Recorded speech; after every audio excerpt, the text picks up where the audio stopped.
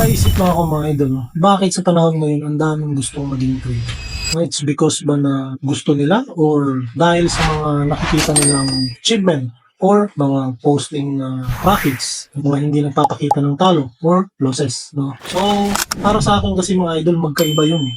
Kaysa dun sa gusto mo talaga, no? Gusto mo aralin, no? Kung ano man yung mangyari, gugustuhin mo talaga. Kumbaga, you need to sacrifice something para makuha mo to. Tsaka mapag-aralan mo to kung ano talaga yung forex trading. Kasi ang napapansin ko ngayon is pumapasok lang sila, it's because doon sa mga taong nakikita nila na puro profit yung pinapakita. Which is behind on that, no? Yung mga losses, struggle, paano ba nila na-achieve yung hindi na nila yung nakikita.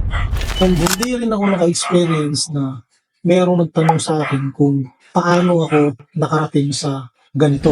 Kung ano ba yung mga struggle ko, ano ba yung mga pinagdaanan ko para maabot ko tong ganito na level pagdating sa forex trading. Ngayon kasi no, ang trading is marketed na siya as fast, easy money. Baga hindi na siya realistic mga idol.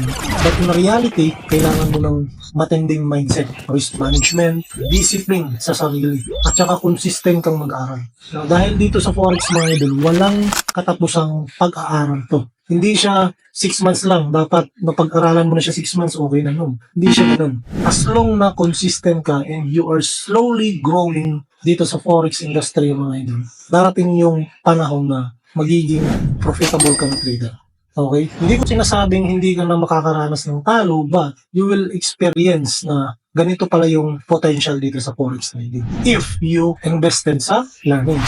This year kasi mga idol, no, hindi na to era ng pabilisan, no? Kita ng pera. This year is the era of skill. And dito sa forex mga idol, survival is the real game.